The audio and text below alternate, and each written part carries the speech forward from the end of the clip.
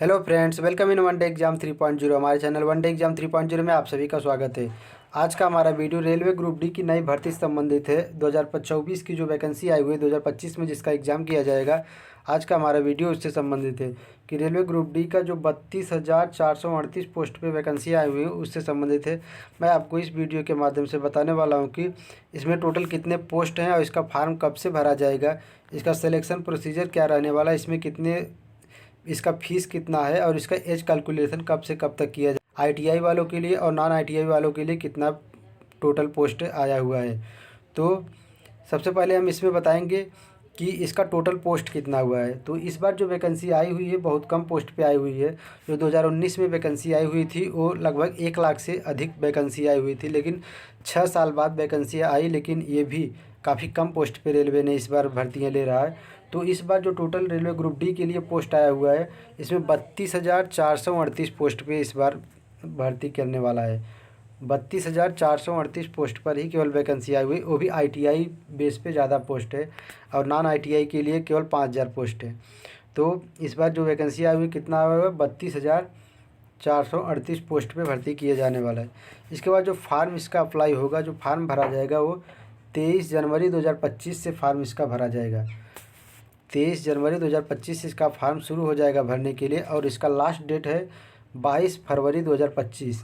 22 फरवरी 2025 को इसका सर्वर बंद हो जाएगा, इसका लास्ट डेट है। इसके बाद इसका जो फीस लगेगा इस कितना लगेगा, अगर आप जनरल ओबीसी और ईएसडब्ल्यू के हैं तो आपको 500 रुपये देना पड़ेगा इसका फ़ीस। और इसके बाद अगर आप एग्ज़ाम देते हैं तो आपको 400 रुपये फीस इसका रिफ़ंड किया जाएगा, आपके खाते में 400 रुपये वापस भेज दिया जाएगा।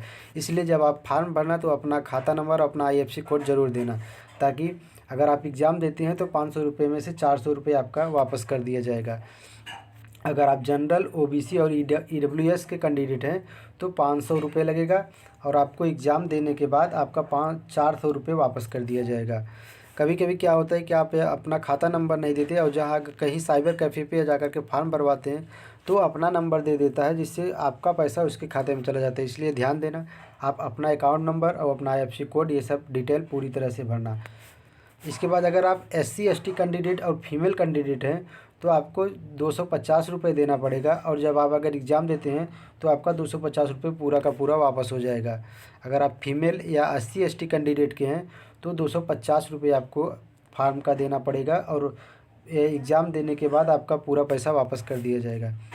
इसके बाद 5वां नंबर का आता है एज कैलकुलेट। आप एज का कब से कब तक के लोग भर सकते हैं, तो जो एज लिमिट है वो 18 से 36 ईयर है। 18 से 36 वर्ष के लोग जो जनरल कैंडिडेट के हैं 18 से 36 वर्ष के बीच अगर हैं उनकी उम्र है तो फार्म को भर सकते हैं। और जो एज की गणना किया जाएगा वो 1/7/2025 से किया जाएगा। 1/7/2025 को अगर आप 18 वर्ष के हो गए हैं तो आप फार्म को भर सकते हैं। 1/7/2025 से इसका एज का गणना किया जाएगा। और अगर आप जनरल कैंडिडेट के हैं तो आप 18 से 36 वर्ष के बीच की अगर आपकी उम्र है तो आप फार्म को भर सकते हैं। अगर ओबीसी एससी एसटी हैं तो आपको थोड़ा छूट मिल सकता है। तो आपको बताने वाला हूँ कि अगर आप ओबीसी के हैं तो कितना छूट मिलेगा। अगर आप ओबीसी के हैं तो आपको 3 वर्ष की छूट मिलेगा। अगर आप एससी एसटी के हैं तो आपको 5 वर्ष का छूट दिया जाएगा। मतलब अगर आप 18 से 36 वर्ष के बीच अगर आप ओबीसी के हैं तो 36 3 39 वर्ष के रहेंगे तो भी आप फार्म को भर सकते हैं। और अगर आप एससी एसटी के हैं तो 51 वर्ष के रहेंगे तो भी आप फार्म को भर सकते हैं। तो हम आपको बताने वाले हैं कि कितने से कितने जन्मतिथि के बीच अगर आपकी जन्मतिथि है तो आप फार्म को भर सकते हैं। अगर आपकी जन्मतिथि 1/7/1989 से लेकर के 1/7/2007 तक के बीच में है तो आप फार्म को भर सकते हैं। तो आप फार्म भरने के एलिजिबल हैं। अगर आप जनरल कैटेगरी के हैं तो ओबीसी के हैं, एससी एसटी के हैं तो आपको छूट के अनुसार और आप समय तक भर सकते हैं। तो आपकी एज की गणना कब से की जाएगी, 1/7/2025 से। अगर आप 18 से 36 वर्ष के बीच में हैं तो आप फार्म भर सकते हैं। इसमें ओबीसी के लिए 3 वर्ष और एससी एसटी के लिए 5 वर्ष का छूट दिया गया है। इसके बाद इसमें नॉन आईटीआई के लिए कितना पोस्ट है। फ्रेंड्स, इस बार नॉन आईटीआई के लिए जो आईटीआई नहीं किए हुए हैं उनके लिए बहुत कम अपॉर्चुनिटी है। पूरे 32,000 पोस्ट में केवल 5,000 पोस्ट उनके लिए दिया गया है बस। बाकी 27,000 पोस्ट आईटीआई वालों के लिए कर दिया गया है। और जो नॉन ITI पोस्ट है वो केवल पॉइंटमैन बी का पोस्ट है बस, जो कि पोस्ट ट्रैफिक डिपार्टमेंट के लिए दिया गया है। अगर आप ITI नहीं किए हुए हैं तो आपके लिए बहुत कम अपॉर्चुनिटी है, केवल 5058 पोस्ट ही नॉन ITI वालों के लिए। बाकी ITI जो किए हैं उनके लिए 27,380 पोस्ट है। वो भी जो ITI वाले हैं वो भी नॉन ITI वाले में फार्म भर सकते हैं, वो भी इसमें भर सकते हैं, लेकिन जो ITI नहीं किए हुए हैं वो ITI वाले में डिपार्टमेंट में फार्म नहीं भर पाएंगे। इसलिए इस बार जो ITI किए हुए बंदे हैं उनके लिए काफ़ी अच्छा महत्वपूर्ण टाइम है। इसके बाद इसका सिलेक्शन प्रोसीजर क्या रहने वाला है मैं आपको बताऊंगा। सबसे पहले CBT टेस्ट एग्ज़ाम होगा जो कि ऑनलाइन होगा। फिर इसके बाद इसका फिजिकल किया जाएगा, आपका फिजिकल टेस्ट किया जाएगा। फिर इसके बाद मेडिकल टेस्ट किया जाएगा। फिर डॉक्यूमेंट वेरिफिकेशन करके आपका सिलेक्शन दे दिया जाएगा। इसके बाद इसका सिलेबस क्या रहने वाला है तो मैं आपको बताने वाला हूँ सिलेबस क्या रहेगा। सिलेबस 100 क्वेश्चन पूछा जाएगा इसमें, और 100 क्वेश्चन 100 मार्क का रहेगा। 100 प्रश्न 100 नंबर का पूछा जाएगा, जो 90 मिनट में आपको करना रहेगा। इसका टाइम जो दिया है वो 90 मिनट में 100 प्रश्न पूछेगा, 100 नंबर का रहेगा। एक प्रश्न 1 नंबर का रहेगा, जो कि 90 मिनट या 1.5 घंटे में आपको सभी प्रश्न को करना रहेगा। इसमें नेगेटिव मार्किंग भी रहेगा, एक प्रश्न गलत करने पे आपका 1/3 नंबर काट लिया जाएगा। इसमें कौन कौन से सब्जेक्ट से सवाल पूछा जाएगा तो जनरल साइंस रहेगा, मैथमेटिक्स रहेगा, GK GS करंट अफेयर से रहेगा, और रीजनिंग से रहेगा 25-25 नंबर। सभी 25-25 नंबर रहेगा, 25 चौके 100, तो आपको 100 नंबर का सवाल रहेगा, जो कि 100 प्रश्न रहेगा। एक सवाल सही पे आपको 1 नंबर मिलेगा। अगर आप एक गलत करते हो तो 1/3 नंबर आपका काट लिया जाएगा। दिव्यांगजनों के लिए 2 घंटा समय दिया जाएगा। जैसे आप स्वस्थ हैं पूरी तरह से तो आपको 1.5 घंटा का टाइम दिया गया है, लेकिन अगर कोई व्यक्ति दिव्यांग है तो उसके लिए आधा घंटा का और एक्स्ट्रा टाइम दिया गया है, मतलब उसको 2 घंटे का टाइम दिया गया है। तो हम आपको आप बताएंगे कि इसका फिजिकल कैसे होगा।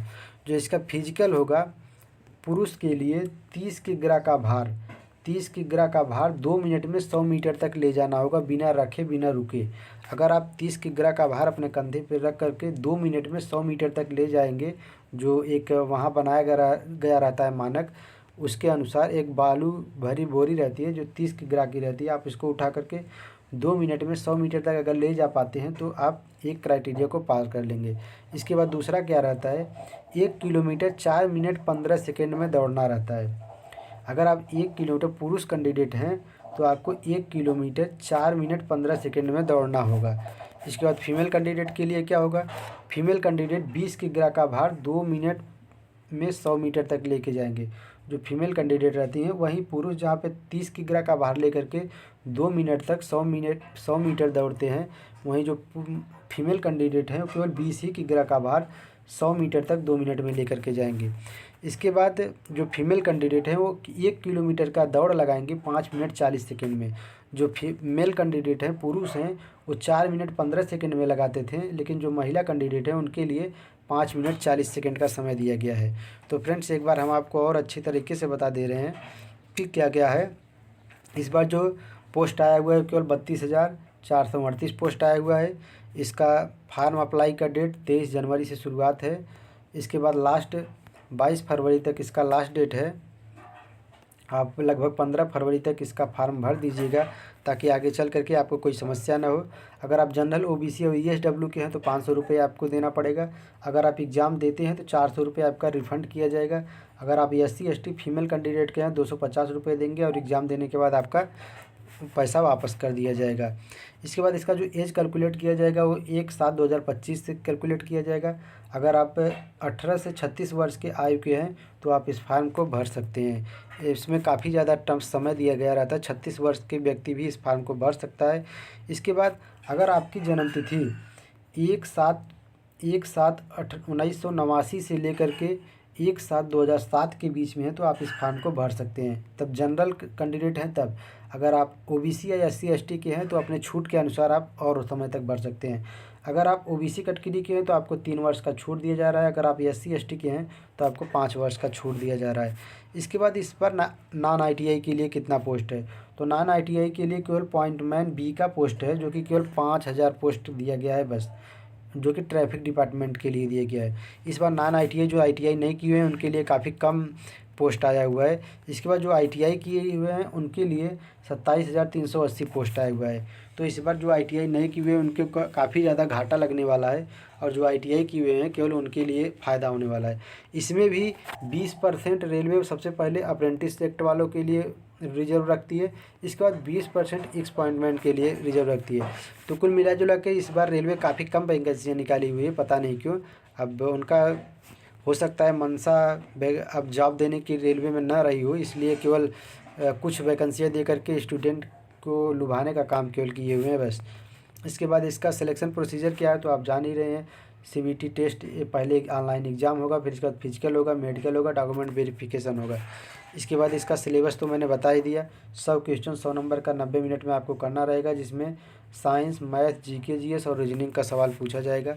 बाकी आप सब जानते ही हैं फ्रेंड्स। अभी हमारा दूसरा वीडियो आने वाला है जो कि किस डिपार्टमेंट में किस जोन में कितना वैकेंसियाँ आई हुई है, आप कहाँ से फॉर्म भरेंगे तो आपको अच्छा रहेगा, कौन सा सेफ जोन रहेगा, कितना इसका कंपटीशन जाने वाला है।